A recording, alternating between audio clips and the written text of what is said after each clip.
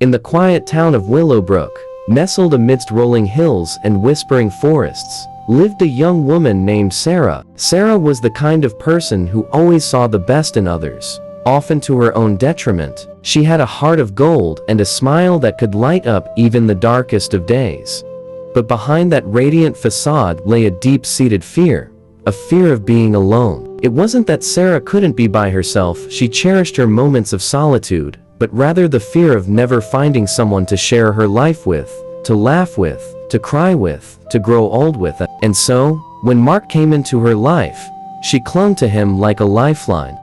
Mark was charming, in a rugged sort of way. He had a crooked smile and eyes that sparkled with mischief. He swept Sarah off her feet with his grand gestures and whispered promises of forever. And for a while, everything was perfect. They laughed together, explored together, and dreamed together. But as time went on, cracks began to form in their fairy tale romance. Mark was often distant, preoccupied with his own worries and ambitions. He would come home late, reeking of alcohol and excuses. Sarah tried to ignore the warning signs, to convince herself that everything was fine, that their love could conquer all. But deep down, she knew the truth. She had married the wrong man out of desperation, out of fear of being alone. And now, she was paying the price. The once bright future she had envisioned was now clouded with doubt and regret.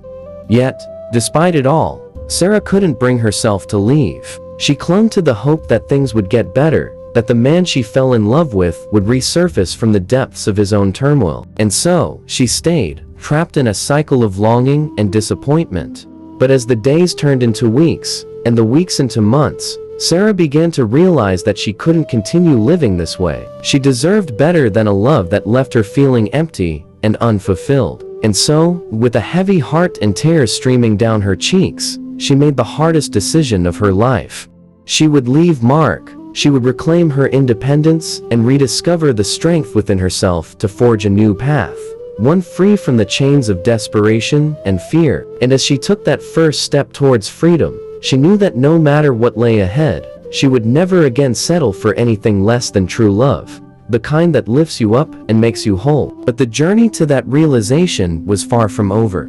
As Sarah packed her bags and walked out the door, leaving behind the life she had known, she felt a mix of sadness and relief wash over her. The road ahead would be uncertain, filled with challenges and obstacles she couldn't yet foresee. But amidst the uncertainty, there was also a glimmer of hope, a sense of liberation that came from finally breaking free from the chains of her own making.